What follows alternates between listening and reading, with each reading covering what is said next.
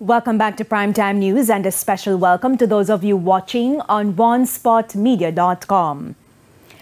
Amidst mounting concern about teacher migration, the opposition PNP is predicting that over 300 more teachers may leave the school system in the next few weeks. The opposition claims the education sector is falling apart. But for the education minister, the system can withstand the pressure and exciting times are ahead. Giovanni Dennis reports.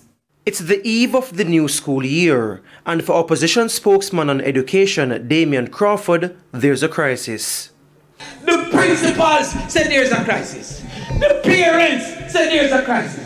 The children said there's a crisis. The opposition said there's a crisis. The only group that don't see it is the government. The crisis? Teacher resignations. Following the announcement of 854 teacher resignations from January to September, Mr. Crawford says he believes the number will be higher.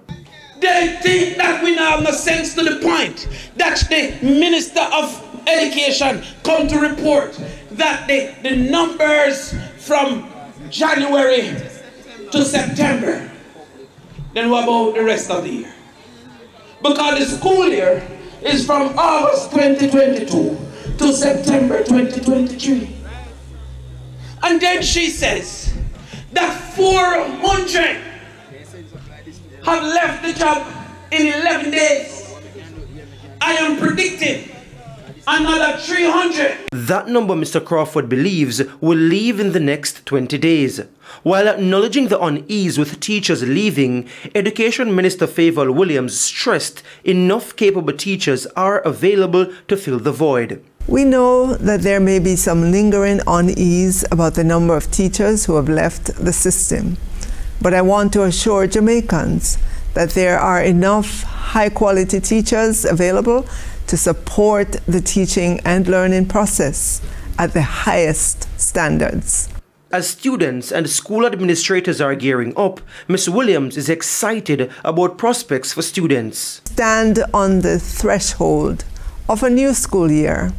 I am more confident than ever before that we are taking the right actions. Over the last several weeks, we have met with different stakeholders to plan and develop strategies for the best outcomes.